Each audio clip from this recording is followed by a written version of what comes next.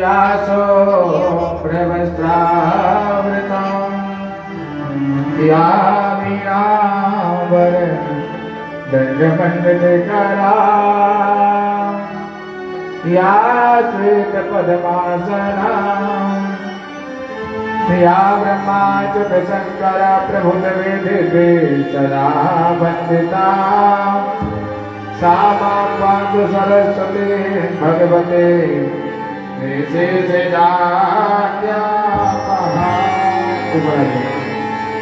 ओम अपवित्रा पवित्रो वा सर्वावस्था गतो विवाह्य स्मृतिमुद्रिकाक्षं समार्य मित्रास्ते हस्तो वृक्षान्यमय ओम वंशे विभोरितकरान नवनीलधावा पीताम्बरा तरुणवेत्रफलां तरुष्टां पुररेन्द्र सुन्दरमुखा धर्मेन्द्रनेत्रा कृष्णात् परं किमपिता त्वमहं न जाने भूर्भुवस्वाश्री पुराणसुत्तमाय नमो नमः ज्ञानार्थे पूजनार्थे गन्धार्चनपुष्पाणि समर्पयामि। भगवान शंकर का ध्यान करेंगे।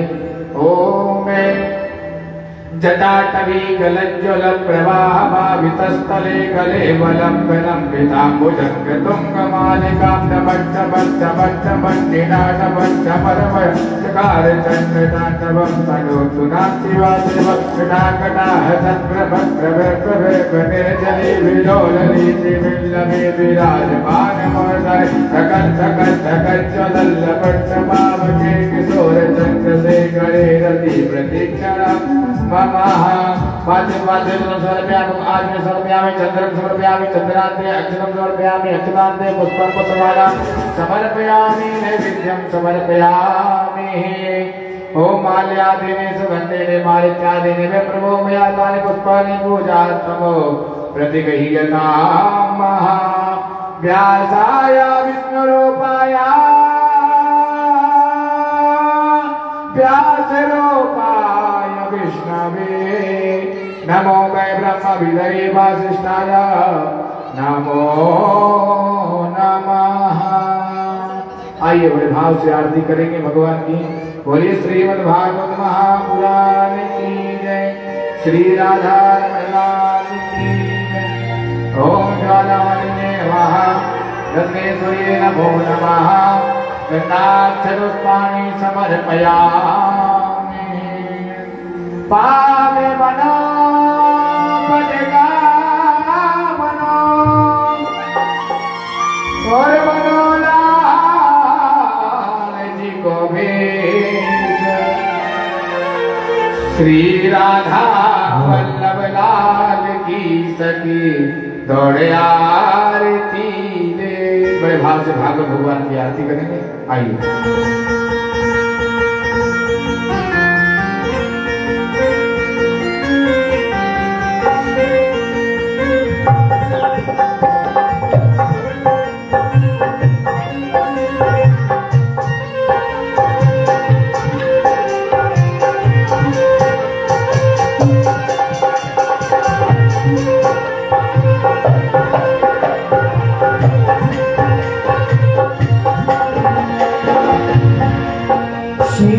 भागवत भगवान की है आरती, पापियों को पाप से पार दे, पापियों को पाप से पार दे।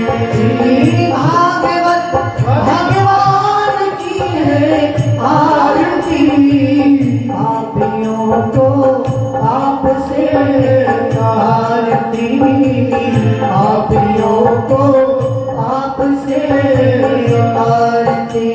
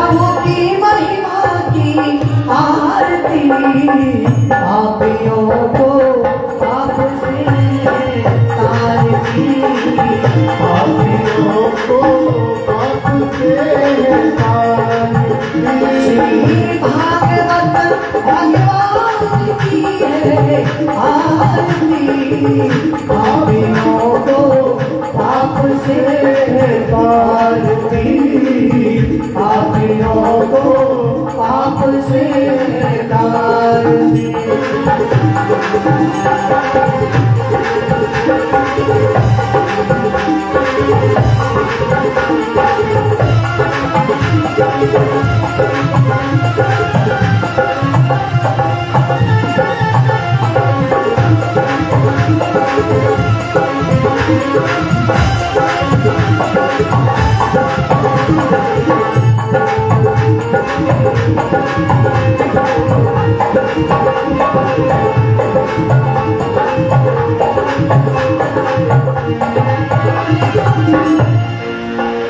ये शांति गीत पावन पुनीत पापों को मिटाने वाला हरि दर्श कराने वाला हरि दर्श कराने वाला दर्श कराने वाला ये सुख करनी ये दुख हरनी ये सुख करनी ये दुख हरनी श्री मधुसूदन की आरती पापियों को पाप से तारती पापियों को पाप से तारती पापियों को पाप से तारती पापियों को पाप से तारती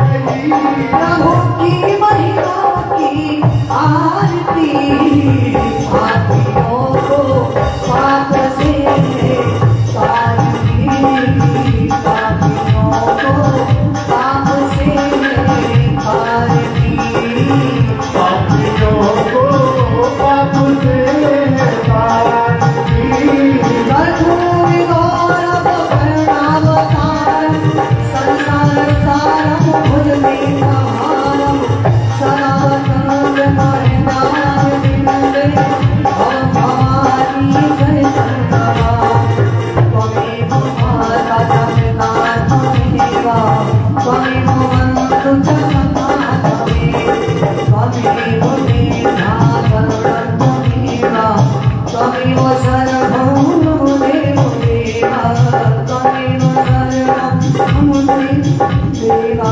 त्वमेव सर्वं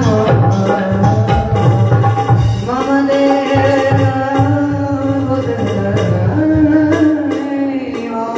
ओम जलेन जिग्ने गणपतये देवादिवन्दनम् आरोग्यार्थे आत्माभिवन्दनं देवाभिवन्दनं जलं समर्पयामि मन्त्रपुष्पाञ्जलिः ओम जगनेन जगन्मय जगन्देव तानि धर्माणि प्रथमान्या सन्ना ते अनागं महिमानः सतञ्चन्द्रपूर्वे साध्याः शान्तिदेवः हरि ओम एकदन्ताय विद्महे वक्रतुण्डाय धीमहि तन्नो दन्ते प्रचोदयात् गणाधिपाय विद्महे कर्मसिद्धे च धीमहि तन्नो गौरी प्रचोदयात् हरि ओम महा वेदान्ताय विद्महे पंचम वेदाय च धीमहि तन्नो श्रीमद्भागवतो प्रचोदयात् श्रीमद्विकामकलजं मघमाडलब्धे पुण्यागजादिकरवेररसाल पुष्पे बिल्वप्रभाग तुलसी दल मंजलेभे तं पूजयामि जगदेश्वरमे प्रसीदा नानासुगन्धपदपाणि यथात्कारोद्भवानि च पदमाञ्जनमयादित्य ग्रहाण परमेश्वरः गौरवत्वाद्रिपुणासत्तमाय नमो नमः मन्त्रपुष्पाञ्जलिं समर्पयामि। बोलिए वृंदावन बिहारी लाल की, श्री राधा रमण लाल की, श्री गिरिराज महाराज की। अरे भाई जयकारा तो लगा लो, हाँ भाई के लिए आए हो आप लोग, जयकारा लगाने की जोर से बोलिए। श्रीमद् भागवत महापुराण की जय, बाल कृष्ण लाल की जय, जय जय श्री राम लटोरिया बाबा की जय हो, व्यास जी महाराज की जय हो, शंकर भगवान की जय हो, जय जय श्री राम।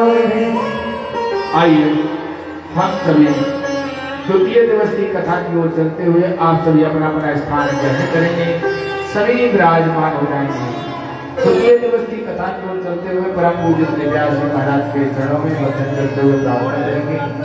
हे व्यास जी महाराज, अपनी पावन उज्ज्वल अमृतमय वाणी से दिव्य श्रीमद् भागवत कथा का निष्पादन कराकर सही भक्तों का जीवन धन्य धन्य धन्य करें। एक बार से बड़े भाव से बोलेंगे, बोलिए श्री व्यास जी महाराज की जय।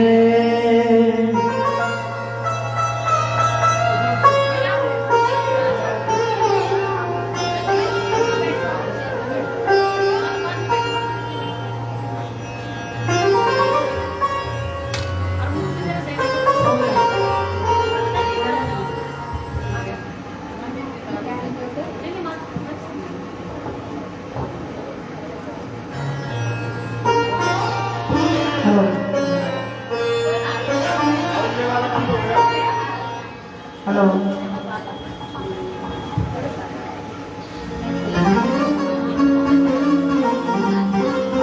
बोलिए श्री कृष्ण भगवान की, बाबा लटूरिया की।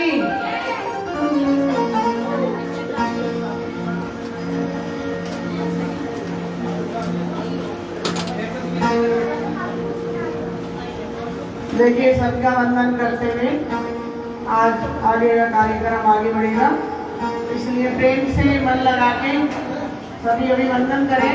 और सभी से ये प्रार्थना, ये जो जूते चप्पल आप लोग उतारते हैं ना, तो ये बीच रास्ते में ना उतारा करें, एक साइड में उतारा करें, क्योंकि आने वाले लोगों को दिक्कत ना हो, इसलिए एक साइड इनको उतारा करें।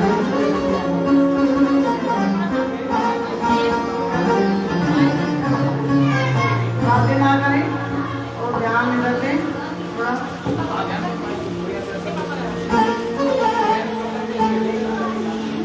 प्रथम गुरु को वंदना, फिर मनावने, सुमिरा माता शारदा, मेरे कंठ करो परवे मेरी आन रखना, मैयद तेरी शान रखना, मेरी आन रखना, मैयद तेरी शान रखना, मेरी आन रखना, ओ मेरी शान रखना।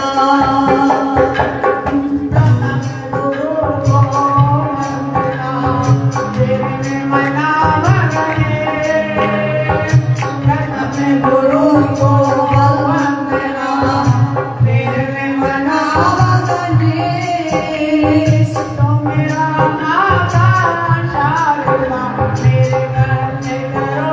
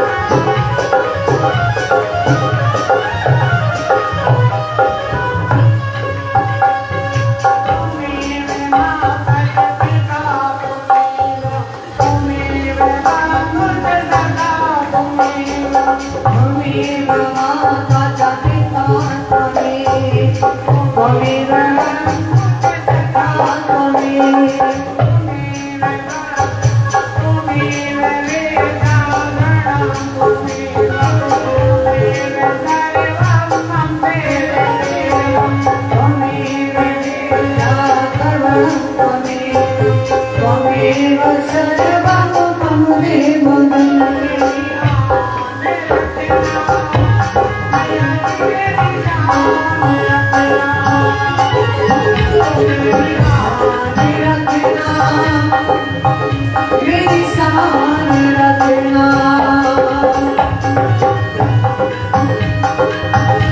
मैया जी मेरी ध्यान रखना।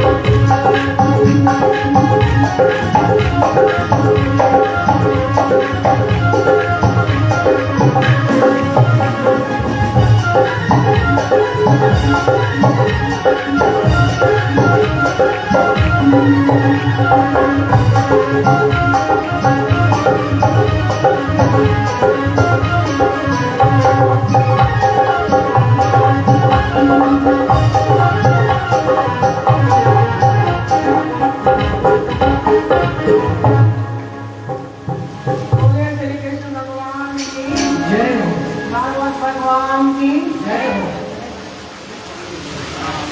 अच्छा है भगवान ने देखो आपके लिए ठंड कर रहे हैं वो, ऐसा नहीं है। उन्होंने सोचा लोग आगे बैठते बहुत पसीना आ रहा है, थोड़ा सा तो ठंडा कर दो, तो वो बरसात कर दो।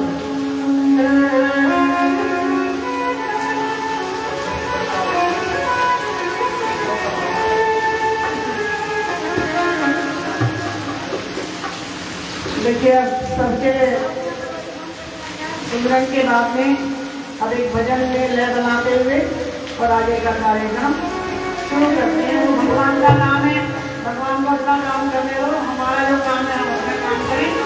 इसमें बिल्कुल भी ध्यान अपना इधर उधर मत भटकाओ, अभी ठीक हो जाएगा, अच्छा हो जाएगा।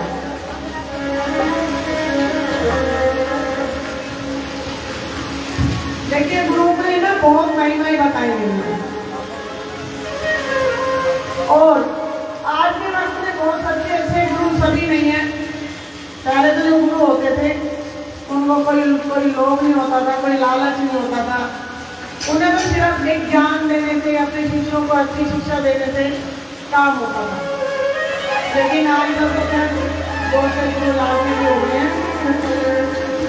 तो कैसे कैसे गुरु की अच्छी महिमाएं बताई गई हैं वो इस भजन के द्वारा हम सुनेंगे। कि गुरु का नाम बहुत पवित्र बताया गया, बहुत अच्छा बताया गया, तो इसको हम गुणगान करते हुए आगे बढ़ेंगे। सब ताली बजाएंगे और सब साथ साथ गाएंगे अपने अपने गुरु को संज्ञान। मैं तो आई हूँ गुरु जी तेरे द्वारे, मैं तो आई हूँ गुरु जी तेरे द्वारे, और मुझे और किसी से क्या लेना, क्या लेना। मैं तो आई हूँ गुरु जी तेरे द्वारे, मैं तो आई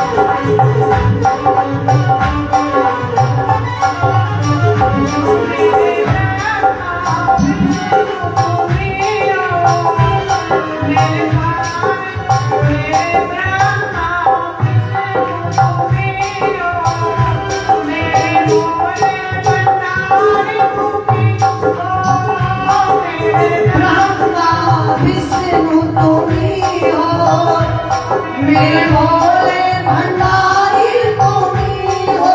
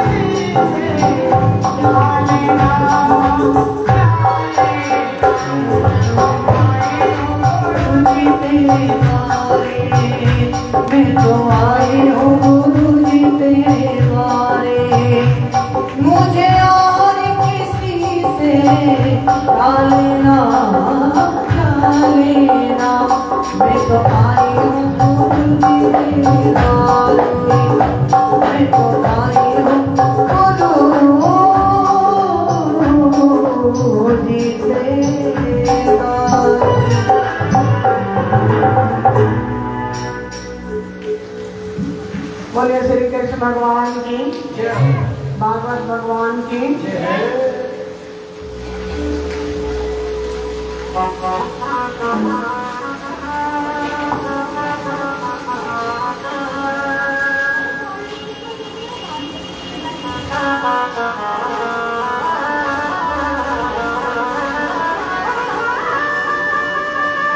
देखिए, कल हमने भागवत क्यों पढ़ी जाती है, क्यों रखी जाती है, या इसके पढ़ने का क्या लाभ है और कैसे कैसे इसको, इसका विधान क्या है, और कैसे कैसे इसको कराना चाहिए या पढ़ना चाहिए, वो सब आपको बताया। भागवत क्या है? क्या है भागवत? किसी को समझ में आया भागवत का अर्थ क्या है? कल मैंने इतना बताया था, किसी को समझ में आया? घर आके सब भूल गया, चुपट हो गया सब। देखिए भागवत में बहुत अच्छी छोटी सी चीज ध्यान रखने वाली बता दी है कि भागवत जो है हमारे वेदों से और पुराणों से बना, और इसको वेद व्यास जी ने लिखा। भागवत जो लिखा है वो वेद व्यास जी ने लिखा है। हमारे 4 वेद बताए गए हैं। अब ध्यान से सुनना, पता होना चाहिए हम लोगों को। तो 4 वेद कौन कौन से बताए गए हैं? अथर्ववेद, यजुर्वेद, ऋग्वेद और सामवेद। अब ये वेद इतने बड़े बड़े हैं कि अगर हम पढ़ने बैठे ना तो हमें एक वेद को ही पढ़ने में या समझने में सालों लग जाते हैं। खाली वेद पढ़ने से नहीं होता है, कुछ उसमें समझने की भी चीज होती है, और वो समझने वाली चीजें ऐसी है जो हर किसी के इंसान में तो मतलब समझ में नहीं आती। उनकी शब्दावली अगर आसान सरल भाषा में लिखी हो तो हर कोई समझ सकता है। अब रामायण है जैसे हमारे, लेकिन क्या है हमारे इन वेदों में? इनमें श्लोक संस्कृत में दिए गए हैं, तो हर इसकी जो भाषा इतनी कठिन है कि हर किसी के समझ में नहीं आता। अब वही बताया था कि जब कलयुग आने लगा, घोर कलयुग, भगवान तो वैकुंठ धाम को चले गए थे, तो उन्होंने यही पूछा कि भाई इसमें क्या है? तो वेद व्यास जी ने कहा जब लोगों के समझ में ही आने वाली चीज नहीं है तो हम ऐसा करते हैं कि एक ऐसा अपना वो बनाते हैं कि जिससे लोग अच्छे से समझ में आ जाए, उसको पढ़ सके, कम समय में लोग समझ सके उसको। तो उन्होंने वेद व्यास जी ने ये भागवत पुराण लिख डाला। और जब भागवत पुराण वो लिख रहे थे तो भागवत पुराण लिखते लिखते उन्होंने क्या किया कि वो उनके पास लेके आए विष्णु जी के पास। जब विष्णु जी के पास लेके आए तो उन्होंने पूछा कि भाई ये तुमने लिखा तो है, लेकिन इस ग्रंथ का नाम क्या है? बोले कि इसका नाम भागवत है। अब क्या था, वहां पे लक्ष्मी जी बैठी हुई थी। अब औरत की तो एक आदत होती है ना कि अगर कोई भी कोई बात कह रहा है तो उसको अपना भी आस्थान जरूर चाहिए। लक्ष्मी जी जब सुन रही थी इस बात को तो उन्होंने कहा भाई तुमने इसका नाम क्या दिया है? तो वेद व्यास जी ने बताया मैंने इनका नाम जो है भागवत दिया। तो इधर भागवतम दिया है, उन्होंने ऐसे शब्दों में बताया। तो लक्ष्मी जी सुन रही थी, लक्ष्मी जी कहने लगी भागवतम, तो तुमने भगवान का नाम दे दिया ये खाली, और मेरा स्थान कहाँ है पर इसमें? तो उन्होंने बहुत समझाया कि जो ये शब्द मैं बोल रहा हूँ भागवतम, वो जो है ना भगवान का भी नाम है और भगवती भी आ गई इसी में। जय कुत्तों को बना दो, शिकारियों को यहाँ से। तो बोले कि नहीं ऐसे तो नहीं होगा। तो पूछते हैं वेद व्यास जी तो आप ही बता दें कि भाई कैसे क्या करें। बोले इसमें श्री लगाओ। श्री जो है किसका साइन है? लक्ष्मी देखते हैं ना, श्री लक्ष्मी नामी, या उसमें लिखते हैं जब भी किसी पूजा में लक्ष्मी की जब पूजा होती है तो उसमें श्री लगता है। बोले अब इसमें श्री लगाओ। तो उन्होंने उनकी बात को माना और उन्होंने उसमें श्री लगा दिया। तो फिर इसका पूरा नाम क्या दे दिया गया? श्री भागवत। जब श्री भागवतम दे दिया तो लक्ष्मी जी प्रसन्न हो गई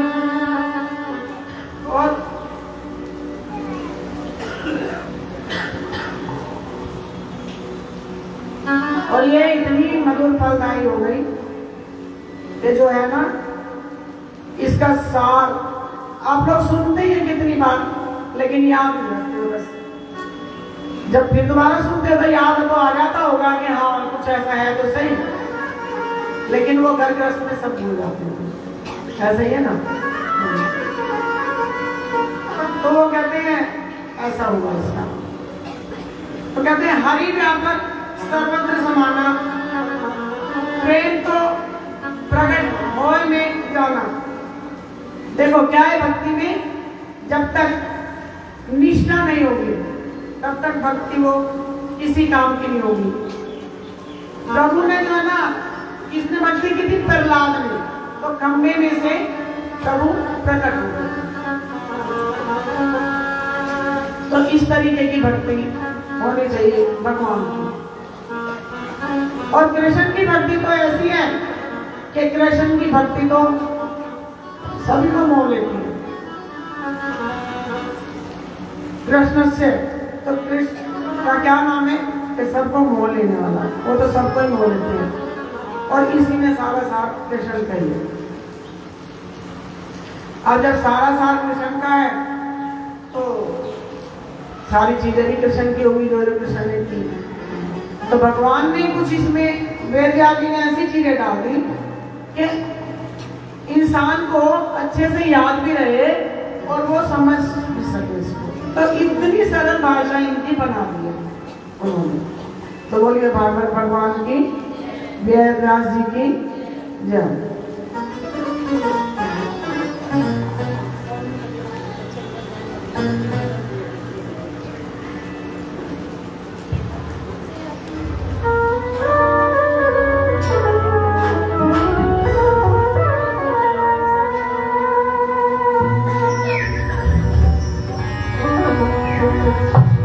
सारे तीर्थ धाम आपके चरणों में, हे गुरुदेव प्रणाम आपके चरणों में। सारे तीर्थ धाम आपके चरणों में, हे गुरुदेव प्रणाम आपके चरणों में।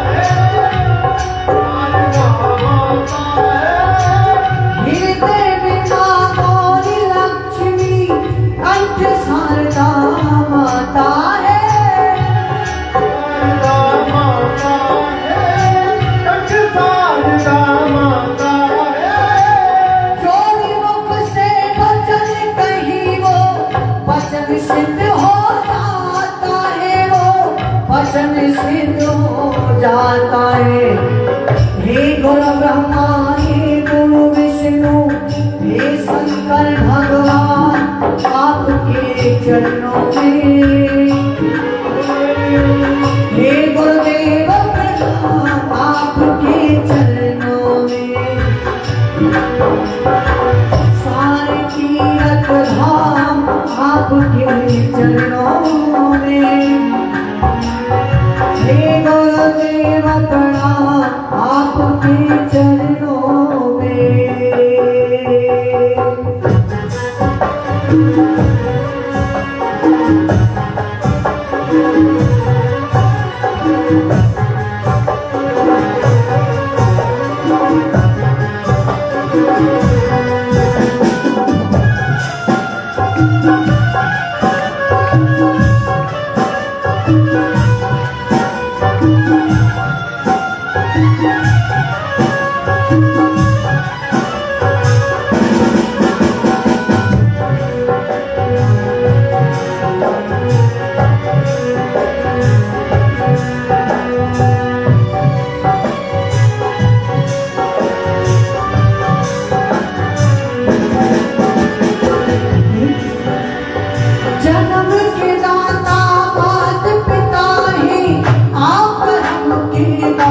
दाता है, आप करम के दाता है, आप करम के दाता है।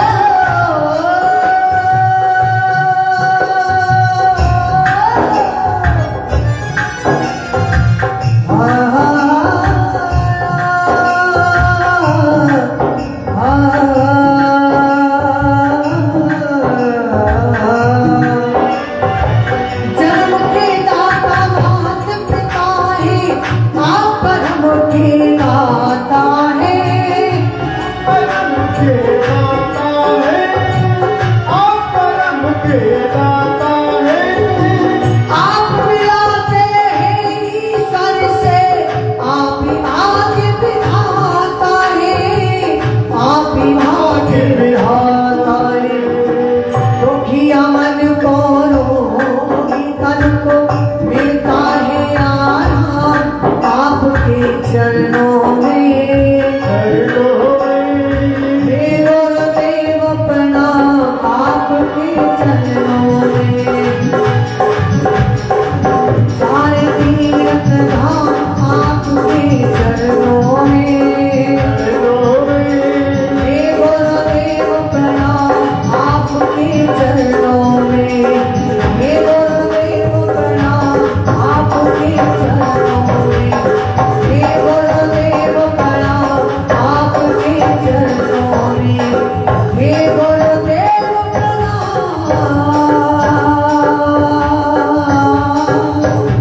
आपके चरणों में। बोले गुरु जी महाराज की, श्री भागवत भगवान की।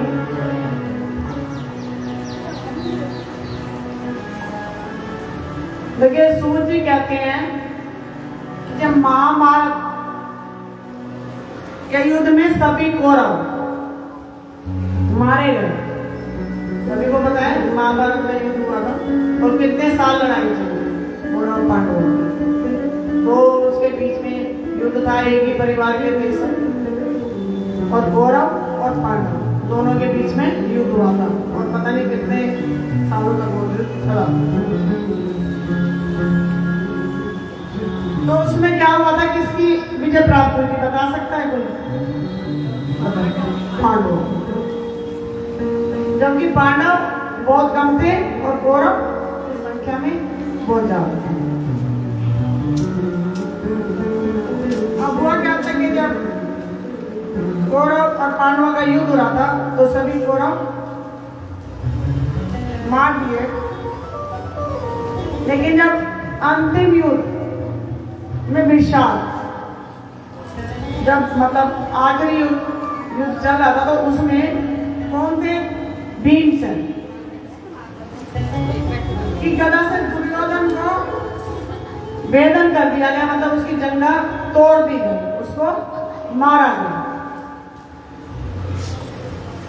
भीमसेन ने अपनी गदा से दुर्योधन को मारा, और जब दुर्योधन को मारा उन्होंने तो वो मूर्छित हो गए। जब एक उसकी बात है, जब इतनी मार पड़ेगी वो आदमी इतनी सहन कर नहीं पाएगा। जब एक सहन से ज्यादा चीज बाहर हो जाती है तो क्या होता है, आदमी बेहोश हो जाएगा या मतलब गिर जाएगा या पड़ जाएगा। हालांकि वो इतने शक्तिशाली होते थे फिर भी वो मूर्छित हो गया, मतलब बेहोश हो गया। अब जब वो मूर्छित हो गया, बेहोश हो गया, तो मूर्छित अवस्था में ही दुर्योधन को छोड़ के पांडव अपने शिविर में पहुंच गए। पहले ये ऐसे बहुत बड़े बड़े मकान या ऐसे नहीं होते थे, महल नहीं होते थे, महल होते थे राजा महाराजा होते थे, लेकिन उनका क्या था, शिविर था, क्योंकि युद्ध चल रहा था और वो शिविर में रुके हुए थे। वो अपने पांडव को अपने शिविर में पहुंच गए, दुर्योधन का इस तरीके से तड़पना छोड़। अब जैसे ही उसको छोड़ गए और वहां था मैंने अश्वत्थामा। जब अश्वत्थामा वहां आ गए तो अश्वत्थामा ने देखा कि ये दुर्योधन को बहुत गंदे तरीके से तड़प रहा है, तो दुर्योधन के पास आया और उसने उसको बोला, मैंने तुम्हारा ये वैभव देखा, वह दिव्य साम्राज्य देखो, और आज ऐसे महापुरुष का ये हाल है। ऐसे सामान्य कहा, कहते हैं ऐसे महापुरुष का आज ये हाल है कि वो मतलब इस तरीके से जख्मी हुआ पड़ा है और उसको कोई संभालने वाला, उठाने वाला नहीं।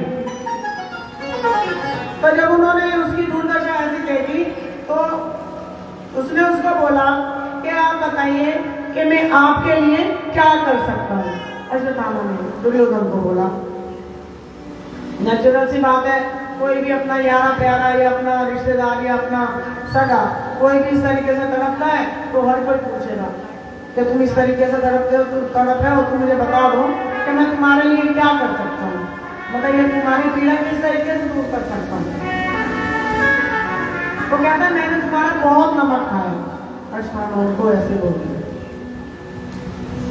दुर्योधन ने कहा कि हम 100 भाई थे, 100 भाई थे ना, और आज एक भी नहीं है, सारे मारे गए। इससे अधिक पीड़ा की बात और क्या हो सकती है हमारे लिए, मतलब इससे बड़ी दुख की बात, पीड़ा मीन्स इससे बड़ी दुख की बात और हमारे लिए क्या हो। ये जख्मी तो मैं पड़ा ही हूँ, लेकिन उसके साथ साथ मुझे ये भी बहुत दुख हो रहा है कि हम 100 भाइयों में से कोई ध्यान नहीं। उसने कहा कि भाई तो मुझे बताओ, बोले मेरा शत्रु कोई और नहीं है, मेरे शत्रु जो 5 पांडव थे वही है, उन्होंने ही ऐसी हमारी दुर्दशा की है। अब उन्होंने कहा कि अगर देखो जब कोई किसी के साथ बैर बढ़ाता है और रंजिश हो जाती है किसी के साथ, तो दूसरा आदमी चाहे भले कितना अच्छा हो और रंजिश जिसके साथ झगड़ा हुआ है वो चाहे कितना भी खराब होगा, कितना भी बुरा होगा, वो कभी ये नहीं कहेगा कि मैं खराब हूं या हमारी गलती है या हमने कोई गलती करी। क्या क्या नहीं किया था उन्होंने, द्रौपदी को बड़ी सभा में अपमानित किया, उसी के कारण ये युद्ध छिड़ा था। तो ये क्या ये शर्म की बात की थी? तो उन्होंने वो अपना नहीं देखा, उन्होंने कहा मुझे तो वो खुशी नहीं हो रही है, वो मुझे सहन नहीं हो रहा है कि वो 5 पांडव 5 भाई जिंदा हैं। तो मैं तो ये देखना चाहता हूँ कि जिस दिन उनका विसर्जन होगा सारे कहते हैं अगर 5 में से कि एक की भी संख्या अगर कम हो जाएगा, एक भी मर जाएगा उनमें से, तो मुझे मेरे मन को तसल्ली होगी। और कई बार होता भी लड़ाई झगड़ों में से कि अच्छा इसका जब तक मैं सिर नहीं फोड़ूंगा, बदला नहीं ले लूंगा, चाहे वो आगे चल के कितना भी दुखदाई बन जाए, कितना भी दुश्मनी बन जाए, लेकिन उस समय इंसान अपनी बुद्धि से नहीं सोचता है कि ये हमारे लिए आगे कितना दुखदाई चीज हो सकती है, बदला जरूर लेंगे। तो उसने भी ऐसे कहा कि चाहे 5 में से एक भी मर जाएगा तो भी मुझे मेरे दिल को शांति मिलेगी। ऐसे दुर्योधन ने अश्वत्थामा को बोला। तो वो अश्वत्थामा कहता है ठीक है कि अगर तुम्हें ऐसा ही है तो मैं तुम्हारी अंतिम इच्छा जरूर पूरी करूंगा। अश्वत्थामा ने दुर्योधन को वचन दिया। बोले कि तुम एक की बात छोड़ो। अश्वत्थामा कहता है मैंने तुम्हारा नमक खाया है, तुम एक की बात छोड़ो, मैं तो 5 के सिर काट के ले आऊंगा। उसने कहा अच्छा ये तो और भी अच्छी बात है अगर तुम 5 के सिर काट के ले आओगे। और ऐसा कहकर अश्वत्थामा चल पड़े उनके सिर काटने के लिए। सोचने लगे कि 5 अश्वत्थामा अकेला और वो 5 कहने लगे पांडव तो जब कौरवों को मार सकते हैं सबको, तो मैं एक अकेला तो उनके लिए इतना बलशाली नहीं हूं, लेकिन कुछ ना कुछ युक्ति या कुछ ना कुछ मुझे ऐसा उपाय या कुछ ना कुछ ऐसी मुझे वो ढूंढनी पड़ेगी कि जिससे मैं 5 के से या पांचों के साथ खत्म। तो कहने लगा कि आज क्या हुआ कि जहां वो पांडव सो रहे थे शिविर में, और भगवान को पता था, ये श्री कृष्ण भगवान को ये पता था, क्योंकि वो तो अंतर्यामी है कि आज ये अनर्थ होने वाला है। उन्होंने क्या किया कि अश्वत्थामा कहने लगा जब वो सो रहे होंगे ना तब उनके सिर काट के लाता है, जब अपने शिविर में सो रहे होंगे। अब भगवान को तो ये लीला पता थी, और भगवान ने क्या किया, उनको तो उनके वहां से शिविर से निकाल लिया और उनको दूसरी जगह ले गए। और क्या किया, द्रौपदी के पांचों पुत्रों को, जो कि उन्हीं से ही पैदा थे, पांडवों से, द्रौपदी के पांचों पुत्रों को वहां सुला दिया। भगवान ने इस लीला को जान लिया। अब वहां सो गए, जो देखने में बिल्कुल नेचुरल सी बात है ना कि भाई जब बच्चा कोई पैदा होता है या तो अपनी माँ की शक्ल पे होगा या बाप की शक्ल पे। कई बच्चे तो देखने में बिल्कुल कॉपी लगते हैं कि हाँ ये इन्हीं का बच्चा, बिना उन बताए तुम पहचान सकते हो उनको। उसी तरीके से उनकी भी शक्ल हूबहू वैसी ही थी जैसे कि उनके मतलब बाप की थी, वैसे ही वो बिल्कुल पांडवों से मिलती हुई शक्ल थी। अब वहां सो गए शिविर में, और अश्वत्थामा वहां आ गया, और अश्वत्थामा ने ये सोच के उन पांचों के सिर काट लिए, अलग कर दिए। जब सर अलग कर दिए गए तो अश्वत्थामा को नहीं पता लगा कि वो किसके सिर लेके जा रहे, और वो पांचों सिर लेके किसके पास चल दिया, दुर्योधन के पास।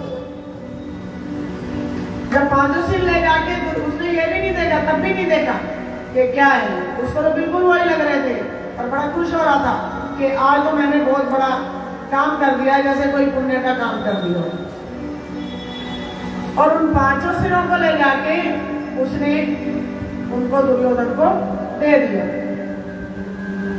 जब दुर्योधन को पांचों सिर दिखाई दिए तो दुर्योधन ने उन्हें पहचान लिया। पहचाना जब दुर्योधन ने, तो दुर्योधन क्या करता, अपने माथे में हाथ मार के और रोया कि अश्वत्थामा तुमने ये क्या किया, ये तो उल्टा तुमने, और जो बचे थे उनको भी तुमने मेरे उसको समाप्त कर दिया। अब जब ऐसा हो गया तो दुर्योधन बहुत पछताया। अब उन्होंने कहा, बहुत घबरा गया कि भाई ये तो मैं गलत काम कर दिया। अब जब पांडवों को मेरी असलियत पता लगेगी कि मैं क्या करने आया था यहाँ पे, तो पांडव तो वैसे इतने बलशाली हैं कि वो मुझे नहीं छोड़ेंगे। अब तो मैं कुछ अपने बचाने का उपाय ढूंढता हूँ, कुछ ऐसा करता हूँ कि मैं बच जाऊँ। क्योंकि जब कोई इंसान गलती करता है ना तो अपने आप को छुपाने की कहीं ना कहीं कोशिश करता है। कहते हैं ना, एक झूठ के पीछे 100 झूठ बोलने पड़ते हैं, और एक झूठ छुपाने के लिए 100 झूठ का आदमी भागीदार बन जाता है। उसी तरीके से उसने ये किया कि मैंने तो इतना बड़ा गुनाह कर दिया है, और पांडवों को जो पता लग जाएगी असलियत तो वो समझ जाएंगे कि जो मैंने 500 सिर काटे हैं वो यही सोच के काटे हैं कि भाई मैं शायद उनका वध करने आया था, सच्चाई तो यही थी, और उनको जब ये पता लग जाएगी तो वो मुझे नहीं छोड़ेंगे। अब जब द्रौपदी को ये पता लगता है तो द्रौपदी को बहुत विलाप करने लगती है और रोने लगती है। अब द्रौपदी की व्यथा को, मतलब उनकी पीड़ा को, एक माँ का अगर एक पुत्र भी कोई खत्म हो जाता है तो कितनी परेशानी होती है। और आज के वक्त में तो ज्यादा है ही नहीं किसी के पास औलाद, सब एक एक दो पैदा करते हैं, और छुट्टी करती है। और अगर उनको कुछ काटा भी चुक जाए तो माँ इतना विलाप करती है या घर में सभी विलाप करते हैं, लेकिन उसके तो 5 जो है ना पुत्रों का मन चला गया था। वो तो चले ही गए थे बड़े, तो वो बच्चे भी चले गए। अब जब वो जो है विलाप करती है तो अर्जुन गांडीव और धनुष उठा लेते हैं और क्रोध में भरकर द्रौपदी दुखी को उसने दुष्कर्म किया है। देखो इंसान क्या करता है, किस लिए हमें बुद्धि दी है भगवान ने। अगर कोई दूसरा गलत काम कर रहा है तो इंसान का क्या फर्ज है, उसको रोकने का, उसको मना करने का। लेकिन अगर फिर भी विनाश काले विपरीत बुद्धि है तो भाई उसको कोई नहीं रोक सकता। तब इंसान ये सोचता ही नहीं है और वो ऐसे कार्य करा देते हैं और बाद में पछताना पड़ता है। और जब पछतावा करने से क्या फायदा, जब वो चीज हाथ से निकल जाती है। तो इसलिए वो चल देते हैं और उन्होंने कहा जिसने भी ये दुष्कर्म किया, अर्जुन कहता है मैं तुम्हारी आंखों के सामने उसे लाकर मृत्यु दंड दूंगा। अर्जुन कहते हैं कि यहाँ पे लाके मैं मृत्यु दंड दूंगा उसे। अब कहते हैं कि अश्वत्थामा को मैं छोड़ूंगा नहीं। अर्जुन गाड़ी में उठाकर चल पड़े गोविंद के द्वारा संचालित उस रथ में बैठकर। अर्जुन का तो रथ क्यों नाचते थे, गोविंद ही सारथी थे, भगवान ही सारथी थे। है किसी में शक्ति इतनी जो अपना सारथी बना ले उन्हें? है इंसान में ही ऐसी शक्ति है जो भगवान को अपना सारथी बना ले, किसी और में नहीं। लेकिन वो शक्ति तभी आती है जब तुम शक्तिशाली बनो, तुम खुद शक्तिशाली बनो, तब भगवान को अपना बना सकते हो।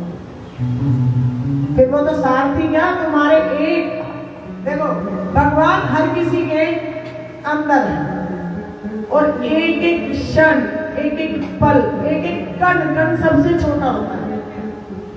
एक एक कण में भगवान विराजमान है। कैसे पूछो, कैसे? क्योंकि भगवान तो सर्वत्र ही सारे उसमें है। तो इसलिए अगर तुम पुकारोगे उस सच्चे मन से तो वो जरूर तुम्हारे पास आएगी। तो ऐसे ही वो अर्जुन के साथ चल दिए, तो अर्जुन के हमेशा साथ भी रहे हैं। और जब उन्होंने भगवान बोले अर्जुन तुम क्यों घबराते हो, तुम्हें तो ब्रह्मास्त्र चलाना आता है। तो तुमको पता था कि इनको ब्रह्मास्त्र चलाना आता है। वो कहते हैं तुम भी चलाओ। तुरंत अर्जुन ने ब्रह्मास्त्र छोड़ दिया, दोनों ब्रह्मास्त्र टकराए।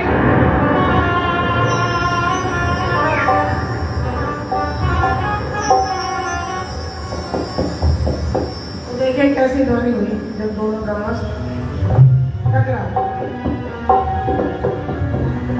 और तुरंत अर्जुन ने अपने दिव्य ब्रह्मास्त्र जो होते हैं ना उनकी शक्ति कम नहीं होती है। ब्रह्मास्त्र इतनी शक्तिशाली, पता नहीं कितने तपों से, कितने जपों से, कितने शक्तियों से वो पता बनाए जाते हैं, कितनी उनमें शक्तियां होती हैं। तो वो कम नहीं होती हैं। जब दो ब्रह्मास्त्र इतनी शक्तियां टकरा जाएंगी तो सोचो क्या हुआ होगा। हमने ठंडा करा दिया है सभी लोगों के लिए, भगवान से प्रार्थना करते शांत कर दिया और छोड़कर अश्वत्थामा को बंदी बना लिया। अश्वत्थामा को बंदी बना लिया, रस्सियों से बुरी तरह उसको बांध दिया। अश्वत्थामा की बहुत शक्तिशाली था। अब हुआ क्या, रथ में लाकर पटक दिया उसको। पकड़ लिया, रस्सी से बांध लिया, रथ में लाके उसको पकड़ लिया। भगवान कहते हैं इसे बांध क्यों रहे हो, इसे यही मृत्यु दंड दे दो। भगवान तो साथ थे अर्जुन के, उन्होंने कहा इसको बांध क्यों रहे हो, इसको यही मृत्यु दंड दे दो। ये बहुत जो है ना आताताई है, मतलब बहुत निर्दयी है, क्रूर है, मतलब जिसको यही नहीं कि मैं किसके सिर काट के लेना, उसके मन में दया नहीं है, कोई भाव नहीं है, कोई कुछ नहीं है।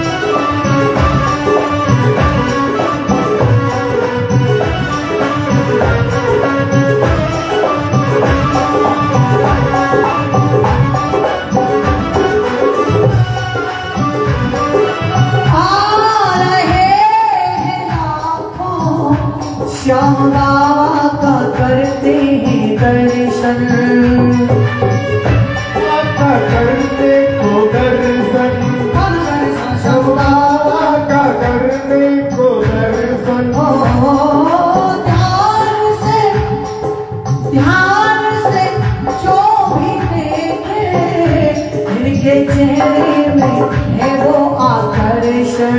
हाँ, इनके चेहरे में है वो आकर्षण। क्या दीवाना कर देता ऐसा जादूगारा है मेरा श्याम धनी। भाई का सहारा है मेरा श्याम धनी।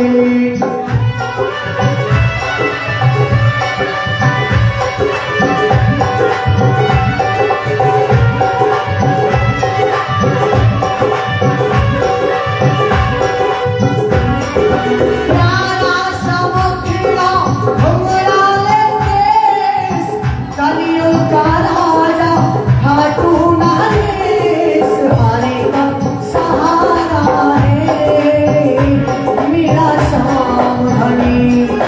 भक्तों का दुलारा है मेरा श्याम धनी। हारे का सहारा है मेरा श्याम धनी। भक्तों का दुलारा है मेरा श्याम धनी। बोले खाटू नरेश की जय हो। बोले श्री भागवत भगवान की। अब क्या होता है कि वो भगवान कहते हैं कि तुम इसको छोड़ो मत और इसको मार दो।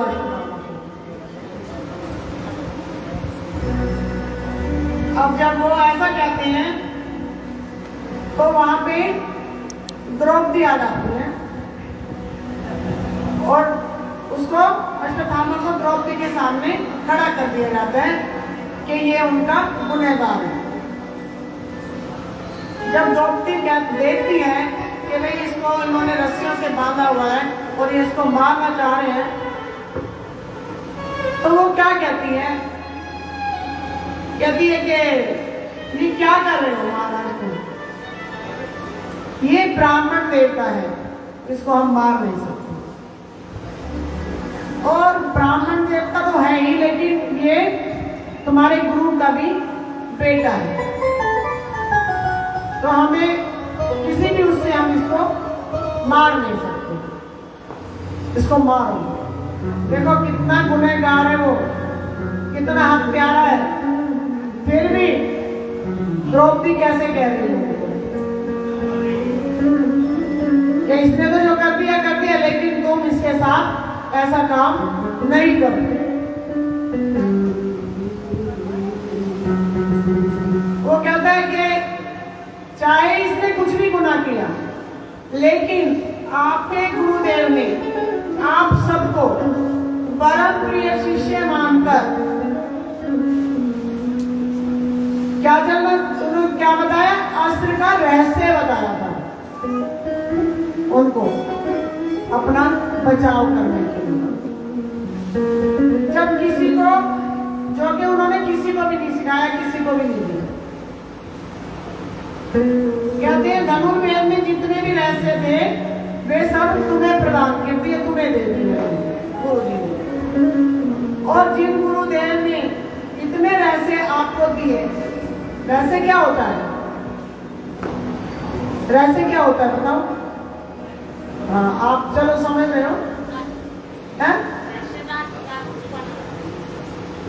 देखिए, रहस्य होता है छुपा हुआ। कोई भी हमारी जो बहुत अच्छी चीजें हैं या जिसको हम किसी को नहीं बताना चाह रहे और उसको हम छुपा के रखें, तो गुरुदेव ने भी उनको छुपाया हुआ था, हर किसी को नहीं बताया था। आप लोग भी ऐसे ही करते हैं, घर की कोई पैसे हैं, जेवर है, सोना है, हर किसी को नहीं बता के रखते। या तो लोकर में मत रखोगे या कहीं एक को बता के रखोगे, भैया भाई ऐसा है, अभी नहीं बताएंगे, अभी तो मेरे पास इतनी जरा मालाएं इकट्ठी हो गई हैं, अब मेरे पास इतने कानों के इकट्ठे हो गए हैं, अभी नहीं, अभी 2-4 और बनवा लूँ, लेकिन चुपचाप बनवा लूँ। अभी छुपा छुपा के जो है ना, अभी 500 रुपये में 1000 हो गए, अब 2000 हो गए हैं, तो धीरे धीरे जो है ना छुपा के रखते हो। तो उसी तरीके से जो उनका रहस्य था शस्त्रों का, वो उनके गुरुजी ने सब, और वो पहले जो गुरुजी होते थे या पहले जो ऋषि मुनि होते थे, जो भी अच्छे ज्ञानी सन्यासी होते थे, वो ऐसे व्यक्ति को ही बताते थे ये रहस्य जो गुणी हो, जो उसका ऐसी जगह इस्तेमाल करे जहाँ के किसी को हानि ना पहुंचे, वो बताते ही तरीके। और या फिर कोई चीज ऐसी रक्षा के लिए है तो उनको बताते थे कि भाई इस चीज से इस तरीके से तुम्हारी रक्षा हो सकती है, तो तुम ये वहां पे अपनी पद्धति अपनाना। तो वैसे ही उन्होंने उनको बताया। तो वो कहते हैं कि अब अश्वत्थामा के सामने जब द्रौपदी आई और ऐसी बातें कर रही है, एक आदमी जो कसूर करेगा, जो इतना नीचता का काम करेगा और उसके सामने कोई ऐसे शब्द कहे, तो वो आदमी और क्या करेगा बताओ? अपने आप को तो ये नहीं कह सकता आज ही मैंने गलती की और मेरे से गुनाह हुआ या मुझे ऐसा नहीं करना चाहिए था। अश्वत्थामा क्या करते हैं, नीचे से झुका के अपना खड़ा हो जाते हैं द्रौपदी के सामने, क्योंकि उनको पता है कि मैंने बहुत गलत काम किया है, मुझसे अनजाने में गलत गया तो पांडवों को मारने, लेकिन अनजाने में क्या हुआ, उसी के बच्चों को सिर काट के ले आया, तो उससे तो बहुत बड़ी भूल हुई। अब वो क्या बोल सकता है उनके सामने? तो जब वो नीचे सिर करके जो है खड़ा हुआ था, किसी से आगे नहीं मिला था, वो लज्जित हो रहा था। अब द्रौपदी ने कहा इसको मुक्त कर दो, छोड़ दो इसे, कोई बात नहीं है, हमारे जो बच्चा होना था वो तो हो गए, चले गए, लेकिन अब इसको मुक्त कर दो, क्योंकि इसके पाप के भागी तुम मत बनो। अर्जुन बोले देवी क्या तुम भूल गई? अर्जुन ने क्या तुम भूल गई कि तुम्हारे एक नहीं 5 पुत्रों को सोते सोते इसने खत्म कर दिया, और तुम इतनी दया दिखा रही हो उसके ऊपर। वो कहती है महाराज इसमें तो मुझे बिल्कुल दया नहीं आती है, जो मैं ये दया दिखा रही हूँ मैं इसके कारण नहीं दिखा रही हूँ, इस पर दया नहीं कर रही हूँ मैं तो क्या कर रही हूँ कि दूसरी जो माँ है, इसकी जो माँ है, देखो मैं भी एक माँ हूँ, मेरे इतने पुत्र चले गए, ये 5 और चले गए, तो मेरे दिल में क्या बीत रही है ये मैं ही जान सकती हूँ। तो अब ये भी किसी का पुत्र है, तो जो मेरे साथ हुआ, जो मैं दुख भोग रही हूँ, वो एक दूसरी माँ को मैं दुख नहीं देना चाहती, क्योंकि मैं एक माँ हूँ, इसलिए इसको मार के मैं उस माँ को दुख नहीं देना चाहती। तो ये सोचो कि जब मैं तुम्हारी माँ हूँ तो वो तुम्हारी गुरु माँ हूँ, क्योंकि गुरु का पुत्र है तुम्हारे का, तो वो गुरु माँ हुई। और पहले गुरु माँ को तो माँ से ज्यादा दर्जा देते, तब तो गुरु को माने ना माने, गुरु माँ को माने ना माने, लेकिन पहले यही सच्चाई थी और उसी में ही सत्य था। तो गुरु माँ हुई तुम्हारी वो थी, जैसे मैं हूँ माँ हूँ, वो भी तुम्हारी गुरु माँ हुई। तो बोलती है कि अगर तुम इसको समाप्त करोगे तो तुम्हारी गुरु माँ क्या बोलेगी? वे बिल्कुल असहाय अकेली मर जाएगी, क्योंकि उनके तो पति भी नहीं है, इसलिए तुम इसको मत मारो।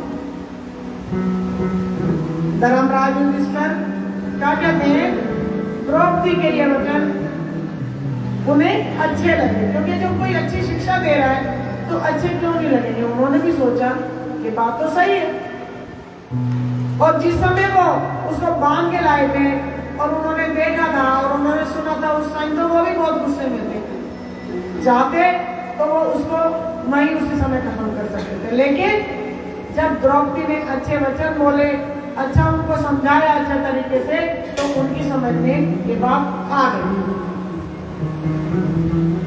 और अर्जुन ने कहा द्रौपदी ठीक कह रही हो, जैसा भी हो ब्राह्मण है और गुरुपुत्र है,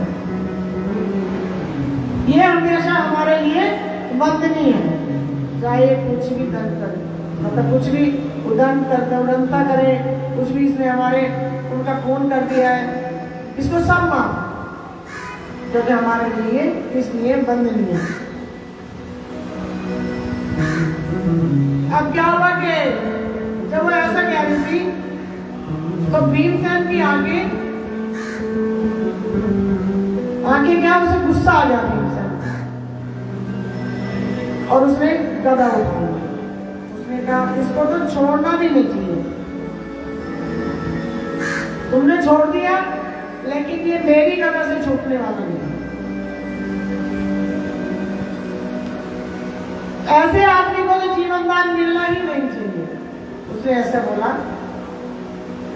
अर्जुन बोले भैया मैं भी वचन व्रत हूं, मैं भी वचनों से बंधा हूं। मैंने भी द्रौपदी के सामने प्रण किया था कि जिसने भी ऐसा क्या प्रण किया था, वो इसलिए गए थे ना कि जिसने भी ये अनर्थ किया है, जिसने भी ये अपराध किया है, मैं उनको लाके आपके समक्ष तुम्हारे सामने खड़ा कर दूं। तो उन्होंने भी ये प्रण किया था, तो मैं भी वचन मैं दूं। तो अब बड़ा भारी द्वंद खड़ा हो गया, मतलब मुश्किल खड़ी हो गई। द्वारकाधीश प्रभु चुप खड़े रहे, मौन खड़े रहे, क्योंकि वो तो पहले सबका तमाशा देखते हैं और फिर बाद में कुछ समझाते हैं। जब तक वो आपस में इस तरीके से बात करते रहे, वो खड़े रहे कृष्ण जी वहां पे भगवान, और वो उनकी बातें सुनते रहे, देख रहे हैं, विचार कर रहे हैं। जब बात बहुत ज्यादा उलझने लगी, तब अर्जुन द्वारकाधीश के पास आकर बोले कि सरकार, हे प्रभु, अब आप मौन क्यों खड़े हो? आप तो कुछ अपना हमें बताइए कि क्या चीज हमारे लिए अच्छी है और क्या खराब है। आप क्यों चुप खड़े हो? आप ही हमें समझाइए, हमें बताइए। भगवान बोले हमसे क्यों पूछते हो और क्या सुनना चाहते हो, बताओ।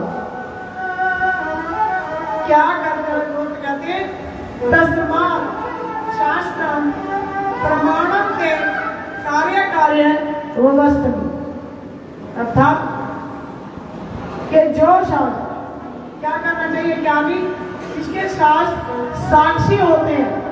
देखो कोई भी किसी अपने उससे किसी से मारता है तो उनके शास्त्र बताते हैं ना कि कौन कसूरवार है, तो वो बता रहा है, तो तुम शास्त्र जो कहे वो करो। उन्होंने सीधा सीधा उनको ये नहीं कह दिया कि नहीं तुम इसको मारो। उन्होंने देखो कितनी समझदारी से उनको ये बात कही।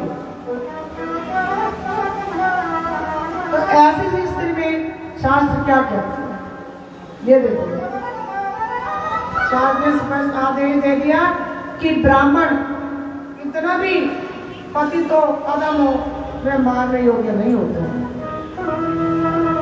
भगवान बोले शास्त्र की बात हमने बता दी, आगे तुम्हारी मर्जी है, जो तुम्हें उचित लगे, जो अच्छा लगे वो तुम करो। अर्जुन ने कहा कि महाराज मेरे तो समझ में कुछ आ नहीं रहा है, जब इतनी बड़ी व्यवस्था खड़ी हो, गदा खड़ी हो सामने, इतनी बड़ी मुश्किल खड़ी हो, इतनी परेशानी खड़ी हो, तो इंसान की समझ में ना कुछ नहीं आता है कि क्या किया जाए। एक तरफ इतना दुख है, इतना विलाप हो रहा है उन बच्चों के लिए, और दूसरी तरफ ये सब चीजें हो रही है। तो वो कहते हैं मेरी समझ में कुछ नहीं आ रहा है कि मैं क्या करूं। तो भगवान बोले युधिष्ठिर जी, महाराज सम्राट है, राजा है, तुम्हारे बड़े भाई हैं, तो वो आज्ञा दे रहे हैं जो तुम्हें उनका पालन करना चाहिए। वो कहते हैं कि जब वो तुम्हें आज्ञा दे रहे हैं तो तुम्हें उनका पालन करना चाहिए, पर ध्यान रखना चाहिए तुम क्षत्रिय हो और अपनी प्रतिज्ञा को मत तोड़ बैठना, क्योंकि क्योंकि क्षत्रिय जो एक बारी प्रतिज्ञा कर लेते हैं उससे पीछे नहीं आते क्षत्रिय। तो तुम क्षत्रिय हो तो अपनी प्रतिज्ञा से पीछे मत हटना।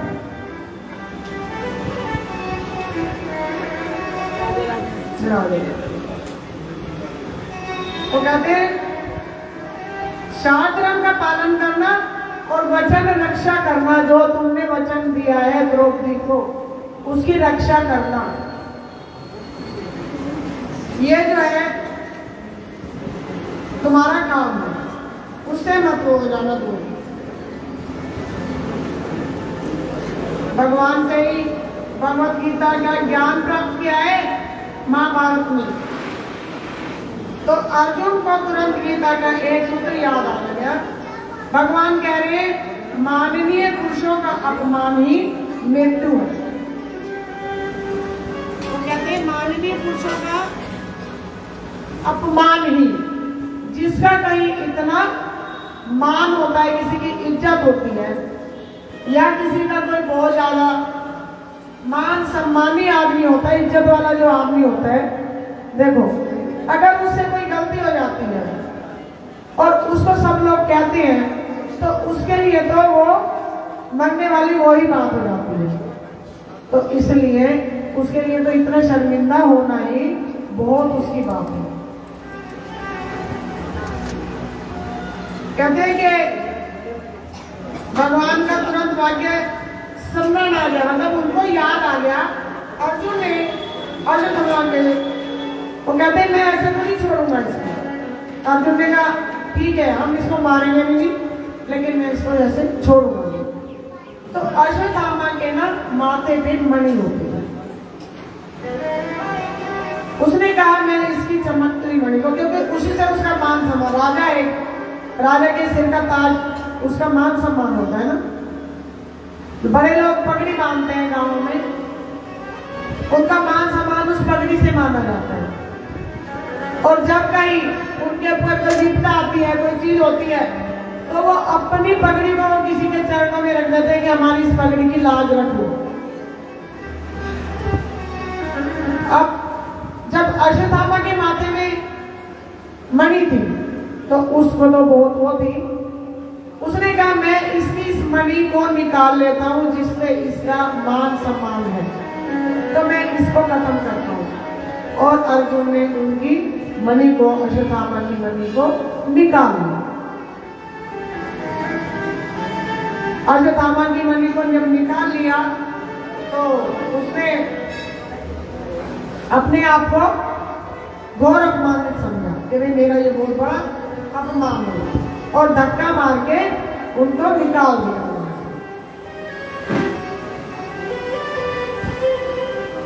उस मणि को छीन लिया। अपमान की ज्वाला में जलता हुआ अश्वत्थामा सोचने लगा कि मेरा भी नाम अश्वत्थामा नहीं, कि अगर इनके वंश को, देखो कहा तो वो मित्रता दिखा रहा था, मित्रता के कारण उसने एक कदम उठाया कि पांचों का सिर काट दिया उन्होंने। और अब जब उसकी मणि निकल गई, उसका मान सम्मान खत्म हो गया मणि निकालने के बाद में, तो उसको कितनी अपने अंदर वो आ गई कि मैं इनका भी वंश को खत्म कर दूंगा। कहने लगा, भगवान पांडवों से बोले आपके बीच रहते रहते इधर क्या हुआ, वो तो अपमानित हो गया। इधर भगवान पांडवों से कहने लगे कि भाई अब मेरा काम पूरा हो गया है, क्योंकि मैं चलता हूँ। तो पांडवों के बीच रहते रहते भगवान कहते हैं कि बहुत दिन हो गए द्वारकाधीश हमारी वो राह देख रहे होंगे, अब मैं द्वारकापुरी में चलता हूँ। अपने घर चले। अभी प्रभु ऐसी तैयारी कर ही रहे थे तो सब विदाई दे रहे थे उनको, विदाई दे रहे थे। जब कोई आदमी जाता है सब साथ खड़े होते हैं, उनसे नमस्ते करते हैं, अच्छा हमारी राम राम बोलना, जाके ऐसा करना। रथ में अभी वो चढ़ ही रहे थे। जब रथ में वो चढ़ रहे थे और उनकी जय जयकार के ध्वनि आ रही थी, इतने में ही क्या हुआ कि अचानक एक अबला, मतलब एक स्त्री चीखते पुकारती हुई माँ पे विधवा दौड़ी चली आई और उनके चरणों से निकल गई भगवान के चरणों से। क्या कहती है देखिए, पाई पाई माँ योगी देव देव जगतपते नान्यं तव भयं पश्येयतन्तु परस्परम्। इस तरीके से वो प्रार्थना करती है। पाई पाई मतलब हे भगवान, मैं बहुत मुसीबत में हूँ, मुझे बचाओ बचाओ। कहते हैं चरणों से वो देवी चरणों में लिपट गई। भगवान सावधान हो गए, देखने वाले हैरान हो गए कि कौन आ गए। प्रभु ने ध्यान से देखा तो ये दो पांडवों के कुल वधु है अभिमन्यु की पत्नी उत्तरा। कौन थी वो? उत्तरा। अभिमन्यु का तो वध कर दिया गया था युद्ध में, तो उसकी पत्नी बच गई थी। और वो तो क्या था, लेकिन वो क्या थी, गर्भवती थी। और वो बच भी इसीलिए नहीं क्योंकि वो गर्भवती थी। आगे बेचारी विकल चरणों में पड़ी है। प्रभु कैसे मतलब खड़े होकर मुस्कुरा रहे हैं उसको देखकर। वो कहते हैं अरे देवी क्या हुआ?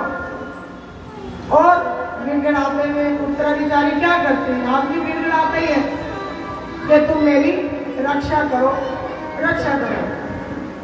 आज मुझे आपके अतिरिक्त कोई भी नहीं दिखाई दे रहा है, तुम्हारे अलावा कोई भी नहीं दिखाई दे रहा है जो कि मेरी रक्षा कर सके।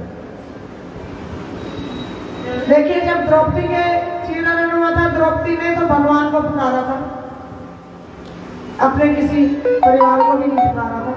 लेकिन ऐसे ही उत्तरा ने भी उनको पुकारा, भगवान को। कहती है मुझे त्रिभुवन में कोई भी मेरा रक्षक नहीं दिखाई देगा तुम्हारे अलावा। भगवान बोलते हैं कि जैसे ही उत्तरा शरणों में गिरी, वो कहता है कोई अनर्थ हो सकता है। उत्तरा ने किसी अन्य पर विश्वास नहीं किया, भरोसा नहीं किया, और प्रभु को विदा देने के लिए जो लोग खड़े थे उन्होंने विश्वास भी नहीं किया। और उनके चरण जब उन्होंने पकड़ लिए तो वो जो है ना रुक गए। जाते जाते उन्होंने वहां जा रहे थे द्वारकापुरी में, और जब उसने उनके चरण पकड़ लिए तो भगवान रुक गए।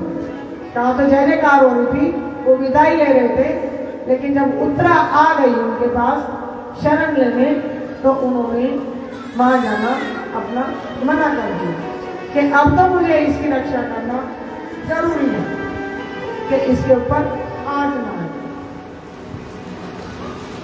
अगर कोई ऐसी बात हुई तो क्या होगा कि इसके ऊपर आग ना आए, क्योंकि इसका शिशु जो है ना खराब ना हो जाए, खंडित ना हो जाए। क्यों उन्होंने ऐसा कहा था कि अश्वत्थामा ने सोचा था कि मैं इनके वंश को खत्म करूंगा। उत्तरा केवल अपनी रक्षा की बात करती है तो हो सकता बच जाती, लेकिन क्या हुआ, वो कहती है कि मैं भले ही मर जाऊं कोई बात नहीं है, लेकिन मुझे मेरे मरने से डर नहीं लगता है। मुझे तो जो मेरे घर में बच्चा जो पल रहा है मुझे इसका डर है, मुझे मेरे मरने का डर नहीं है। इसलिए गर्भ की रक्षा की गुहार करती हूँ, मतलब तुमसे प्रार्थना करती हूँ। भगवान बोले देवी बिल्कुल भयभीत ना हो, तुम डरो मत। अब भगवान ने क्या किया कि वो अश्वत्थामा जो है ना उसके बच्चे को मारना चाहता था, उस पे चक्र चलाना चाहता था। अब भगवान ने सोचा ये मारे, उससे पहले भगवान ने क्या किया, नन्हा सा अंगूठे के जितना रूप धर के और उत्तरा के गर्भ में प्रवाहित, वो अंदर चले गए, उत्तरा के गर्भ में प्रवेश कर। प्रवेश कर गए और उत्तरा के घर में जो ही भगवान अंदर गए, नन्हे से परीक्षित अभी गर्भ में विराजमान है। कौन बच्चा था उनके पेट में? परीक्षित। और परीक्षित नाम क्या क्या होता है बताइए? नाम बहुत रख देते हैं ना, बच्चों के नाम आप भी रखते हो, नामकरण कराते हो, कैसे कैसे सोच के नाम रखते हैं। कोई भगवान के नाम से रखता है, कोई अच्छे से रखता है। हम ऐसा नाम रखेंगे तो हमारा बच्चा ऐसा बन जाएगा, हम ऐसा तो कोई ना कोई नाम का अर्थ निकलता ना हर जगह। पहले बहुत पुरानी जगह में जाओ ना, तो पहले दादी परदादियों का नाम, किसी का चमेली होता था, किसी का गुलाबो होता था, ऐसे रखते थे ना कि भाई ये तो फूल बहुत बढ़िया है, तो हम इसका नाम ये रख देते हैं, इमरती रख देते हैं, जलेबी रख देते हैं, मिठाइयों में रख देते हैं, क्योंकि इतना ही बहुत चले तो लोग सोच पाते थे, उनको इतनी नॉलेज थी उस टाइम में, तो वह ऐसे ऐसे नाम रखते थे। फिर जैसे जैसे थोड़ा ज्ञान बढ़ा इंसान का, भगवान के उसमें आए, तो उन्होंने भगवान के नाम रखने से बच्चों को शुरू कर दिए। कृष्णा, कन्हैया, नंदलाला, गोपाला, सब ऐसे रखने लगे सब। और बच्चियों का नाम रखने लगे सीता, राधा, भी बहुत मिलेंगी ना ऐसे नाम की, तो ऐसे बच्चों के नाम रखने शुरू कर दिए। अब परीक्षित भी नाम क्या है कि जिसकी परीक्षा ली गई हो। देखो कितनी बड़ी परीक्षा थी परीक्षित की, गर्भ में ही परीक्षित की परीक्षा होगी। तो जब ब्रह्मास्त्र जलाने के लिए आया उनको, तो परीक्षित जो है ना कांपने लगे, लेकिन भगवान प्रवेश कर चुके थे उसमें, तो वो भगवान को भी देख के, उनके रूप को भी देख के डर गए कि कौन प्रवेश कर गया मेरे साथ में, और ये चतुर्भुज रूप उनका है, और जो है कौन है, वो डर गए। उनके तेज से उनकी आंखों के सामने जो है इतना प्रकाशित हो रहा था कि उनकी आंखें चुन जा रही थी परीक्षित थे। और जब उन्होंने अपना चतुर्भुज रूप, देखिए गर्भ में ही विष्णु भगवान ने अपना चतुर्भुज रूप गर्भ में ही दिखाया, तो वो जो चक्र था वो वापिस उस रूप को देख के वापिस लौट गया। ब्रह्मा शांत होकर के लौट गया और परीक्षित की और अभय मुद्रा में आशीर्वाद दिया, और आशीर्वाद दिया उनको कि भाई तुम अब डरो मत, अब मैं आ गया हूं, तो तुम्हें घबराने की, डरने की जरूरत नहीं है। और परीक्षित नन्ही आंखों से जाके हमेशा के लिए बैठ गए। देखिए छोटा था, कितना छोटा था परीक्षित, अभी गर्भ में ही था, तो जो है ना गर्भ में था अभी, और उसमें भगवान की उस जो उन्होंने छवि दिखाई थी अपनी, उसको अपने उसमें बैठा लिया। जो कुर्सी पे से उतर के बैठा, जो पीछे से इधर बैठ जाओ नीचे, आप लोग जो नहीं बैठ सकते उनको चेयर दे दो।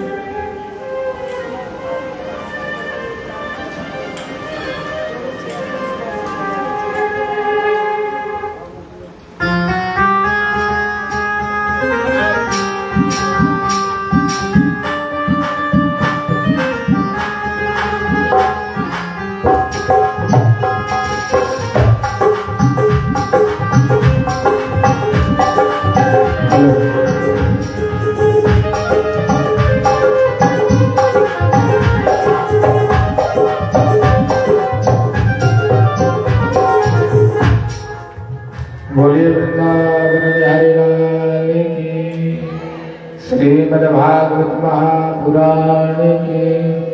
देखिए भैया, चेयर यानी कुर्सी की व्यवस्था उन लोगों के लिए है जो लोग नहीं बैठ पाते हैं, है ना।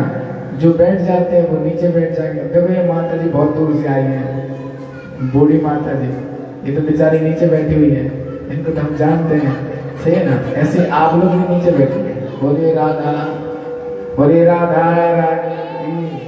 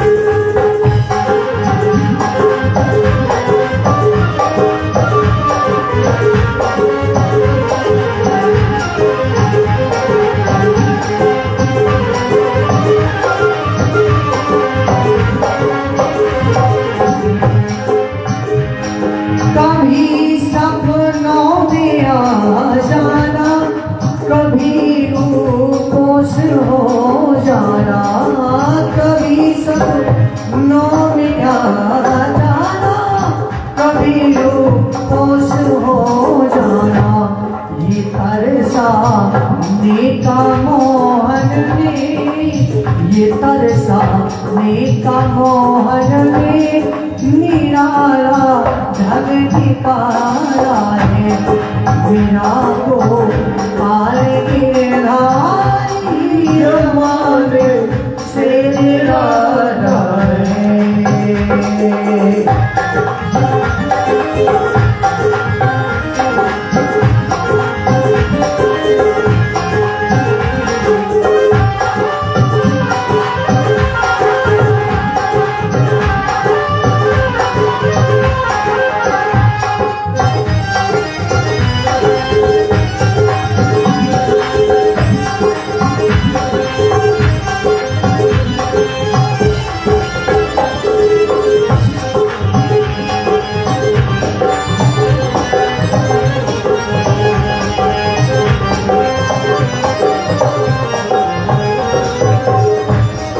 तुम्हें मैं भूल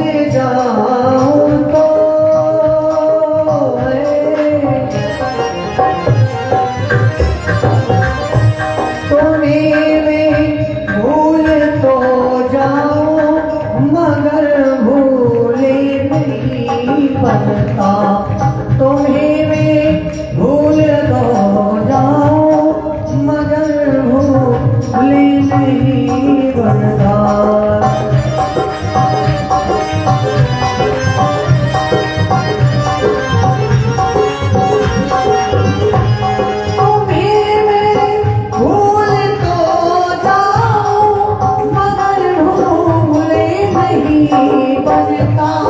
मगर भूले नहीं बनता।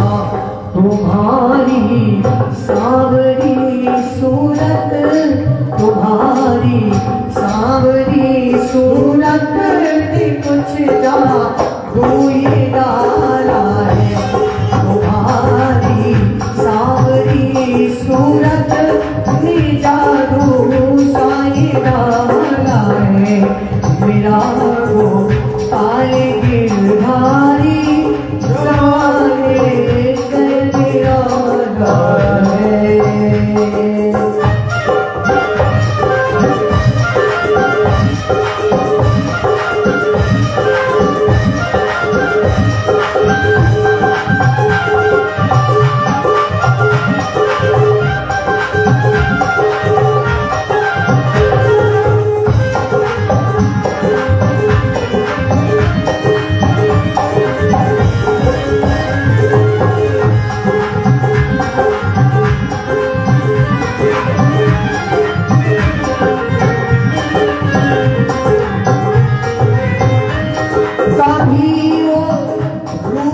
जाता है,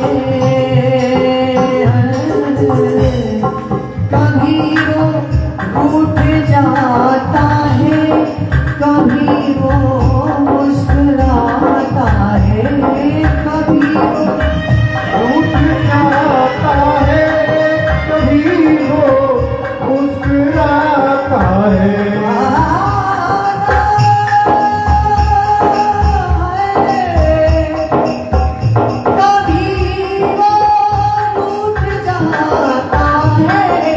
कभी वो मुस्कुराता है। इसी दर्शन की खातिर तो, इसी दर्शन की खातिर तो पढ़ना जो से आ रहा है। इसी दर्शन की खातिर